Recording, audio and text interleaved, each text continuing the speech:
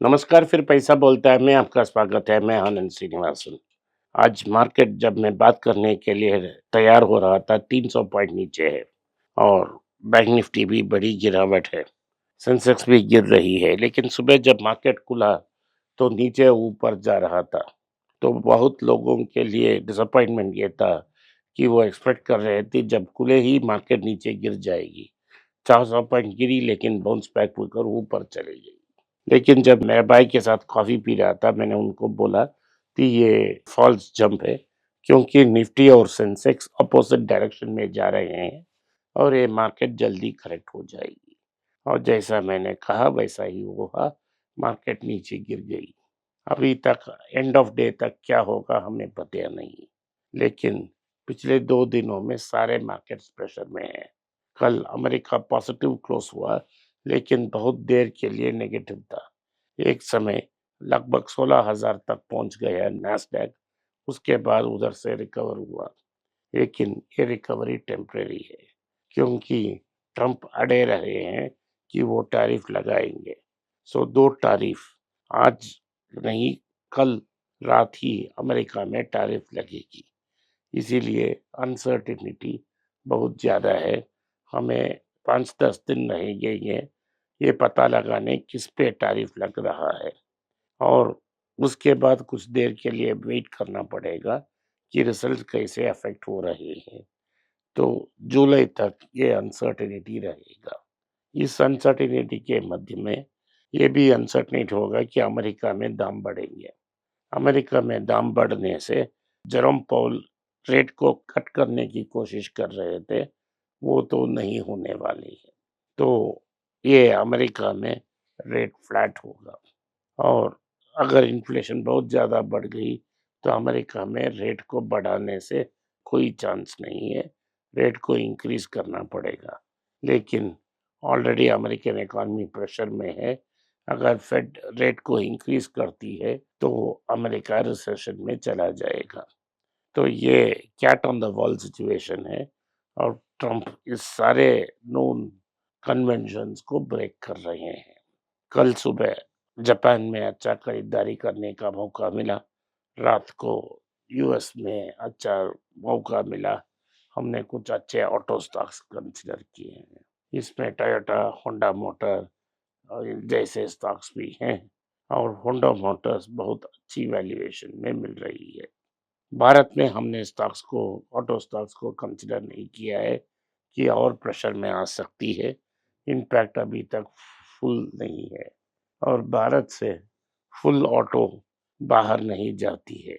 भारत में इम्पैक्ट बहुत ज़्यादा होगा ऑटो पार्ट कंपोनेंट कंपनीज का।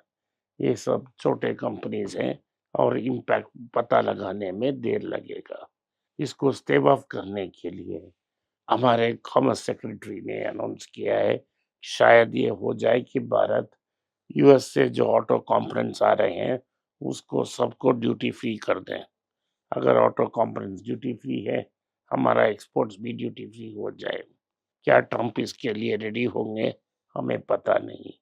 शायद ये सिचुएशन है। उधर अमेरिका में ट्रंप और मस्क की एक्शंस के कारण एफडीए के चीफ रिजाइन कर चुके हैं। उनकी रेजिग्नेशन के बाद ऑल फार्मा स्टॉक्स करेक्ट हुए हैं 2%। इससे क्या होगा हमें पता नहीं। सो इसीलिए बेहतर है कि इस समय, क्योंकि टैरिफ्स के बारे में हमें फुल डिटेल्स नहीं है, ऑटो और फार्मा स्टॉक्स को हम अवॉइड करने से बेहतर है। सारे स्टॉक्स कंसिडर करने की रेंज में हैं, जिन्हें मैंने डिस्कस किया है, लेकिन अभी वेट करते हैं, क्योंकि अगर टैरिफ लगती है तो और करेक्शन हो सकती है, और इसमें आईटी कंपनीज क्या इम्पैक्ट होगा इसको भी हमें असेस करना पड़ेगा, क्योंकि आईटी कंपनीज अमेरिकन मार्केट्स पे डिपेंडेंट है। अगर अमेरिका में रिसेशंस है तो सारी आईटी कंपनीज अफेक्ट हो जाएंगे। इसके बाद और न्यूज़ है कि सोने के दाम में बड़ा इजाफा हुआ है। 22 कैरेट गोल्ड 8,510 तक पहुंच गई है। अगर हमने 3% जीएसटी और कॉइन के लिए 3% स्टैंपिंग लगाए तो 9,000 पार चुकी है। मुझे लगता है कि अमेरिका में सिचुएशन को देखते हुए ये गोल्ड और ऊपर जा सकती है। जैसे मैंने कहा 8,000 से 800 3,000 रुपए हम एक्सपेक्ट कर रहे हैं। अपर एंड को ब्रीच कर 8,510 तक गई है। अगर अब सोना वापस 8,200 रुपया में आएगा तो हम उसको कंसिडर करने से हमें बहुत फायदा मिलेगा। दुनिया की सारी सेंट्रल बैंक्स इस कयास को हैंडल करने के लिए गोल्ड खरीद रहे हैं। हमें भी गोल्ड खरीदना पड़ेगा। गोल्डमैन सैक्स ने अपने ईयर एंड टारगेट को 3,100 से लेके 3,300 तक ऊपर उठा दी है। बैंक ऑफ अमेरिका ने कहा है कि एंड ऑफ द ईयर तक 3,065 होगा। वो कैश मार्केट में पार्क होकर 3,100 के ऊपर ट्रेड हो रही है। लगता है अगर टैरिफ की इफेक्ट बहुत गंभीर है तो मार्केट 3,300 तक जल्दी ही पहुंच जाएगा। लेकिन हमारे लिए खुशी का मौका है क्योंकि हमने पिछले 4-5 साल से जो मुझे फॉलो कर रहे हैं वो सब गोल्ड को कंसिडर किया है। उदय कटक ने एक बड़ा प्रॉब्लम को उठाया है। उन्होंने ये कहा है कि भारत में डिपॉजिट मिलना बहुत मुश्किल है और सारे बैंक्स के बीच एक डिपॉजिट वॉर चल रही है और इसके कारण लेंडिंग भी प्रेशर में होगी। इसीलिए कोटक लेंडिंग में अग्रसर नहीं है और डिपॉजिट का वॉर इसीलिए चल रहा है क्योंकि पैसा नहीं है लोगों के पास और मार्केट हाईली स्क्यूड है। जो मार्केट्स जो अमीर हैं उनके पास बहुत ज़्यादा पैसे हैं और जो मध्यम गति की श्रेणी है और गरीब हैं उनके पास नहीं है।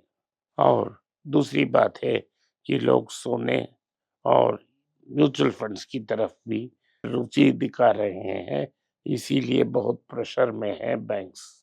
तो अगर आरबीआई भी रेट कट करती है, तो भी लेंडिंग रेट्स बहुत कम नहीं आएंगे, ये संकेत उदय कोटक साहब ने दी है।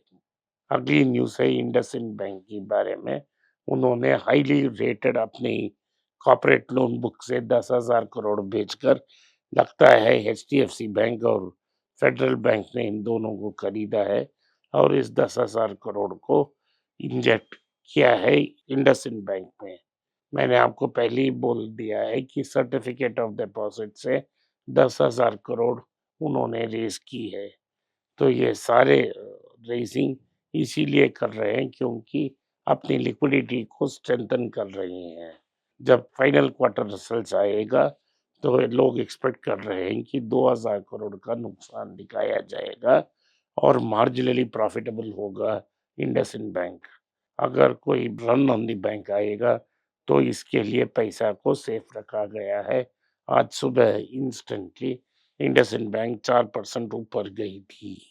बजाज ऑटो ने एक साल में इलेक्ट्रिक स्कूटर्स में बड़ा छलांग लगा दी।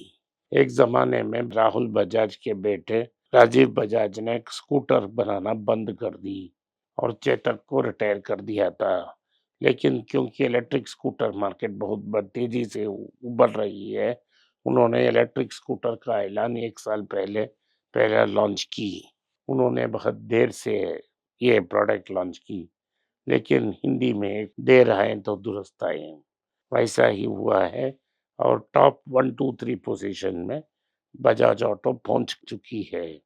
उनकी और टीवीएस मोटर्स के बीच में लीडरशिप बोर्ड में 1, 2 की पोजीशन हो रही है और लगता है कि बजाज ऑटो लीडरशिप पोजीशन ले लेगी। ओला अब तीसरे जगह पे पहुंच गई है। कितने दिन टिक पाएगी हमें पता नहीं। तो जिन्होंने बजाज को जब मैं हमने तमिल चैनल में कहा कंसिडर किया वो खुश हैं और जिन्होंने ओला को खरीदा वो दुखी हैं। हमने ओला के बारे में आपको अनेक बार कहा है। ये ऑटो स्टॉक्स में इलेक्ट्रिक व्हीकल कीमत पे रखते हुए हमारे पास Toyota, Honda motor company, BYD, Tata motors, Bajaj auto की पोजीशंस हैं। हम हीरो मोटर्स को भी कंसिडर करके वेट कर रहे हैं क्योंकि 45% of Ather motor Hero motor के पास है। हमने टीवीएस मोटर को इसीलिए कंसिडर नहीं किया है क्योंकि वो बहुत एक्सपेंसिव है। और हीरा का सुई है, इसको हम कंसिडर नहीं कर रहे हैं। आज पावर स्टॉक्स का रेट बढ़ा है, पावर ग्रिड का भी बढ़ा है। पिछले 10 दिन में टाटा पावर की शेयर्स को भी बढ़ गया होगा, क्योंकि पावर डिमांड भारत में बहुत स्पाइक हो गया है। समर में बहुत तेज होने का ये संकेत है, तो पावर डिमांड बहुत ज़्यादा हो रही है। रात में बहुत सारे लोग एसी इस्तेमाल कर रहे हैं। इसके कारण पावर की रेट्स में बहुत स्पाइक मिल चुकी है। यूनिट पर यूनिट 10 रुपया तक ट्रेड हो रहा है। तो जो शॉर्ट टर्म पावर के लिए खरीदने के लिए आ रहे हैं, उनके लिए बुरा खबर है, लेकिन टाटा पावर जैसा कंपनी के लिए अच्छे दिन हैं। तो इसीलिए पावर ग्रिड ऊपर गया था आज, और शायद मैंने देखा नहीं, टाटा पावर भी बेहतर परफॉर्म किया होगा। तो मेरा सलाह इस में है कि आप कुछ आईटीसी को कंसिडर करें, कुछ बैंकों को कंसिडर करें, क्योंकि बैंक पे और आईटीसी पे कुछ असर नहीं होगा ट्रम्प का। क्योंकि मैंने आईटीसी का ज़िक्र किया, आईटीसी में भी एक खबर है। आदित्य बिरला ग्रुप के पास सेंचुरी टेक्सटाइल्स नाम का एक कंपनी है, जिसमें वो टेक्सटाइल्स और पेपर पल्प मैन्युफैक्चर करते हैं। उनके पास एक बड़ा पेपर पल्प प्लांट है उत्तराखंड में। आज आदित्य बिरला की एक होल्डिंग कंपनी ने अनाउंस की कि उन्होंने पेपर पल्प प्लांट को आईटीसी को बेच दी है। 3,300 करोड़ के आसपास उसकी ट्रांजैक्शन अनाउंस हुई है, और आईटीसी फुल कैश पेमेंट लेके उसको कंसिडर कर लेगी। पेपर एक डिक्लाइनिंग बिजनेस है, लेकिन वो डिक्लाइनिंग बिजनेस में आईटीसी डोमिनेट कर रही है।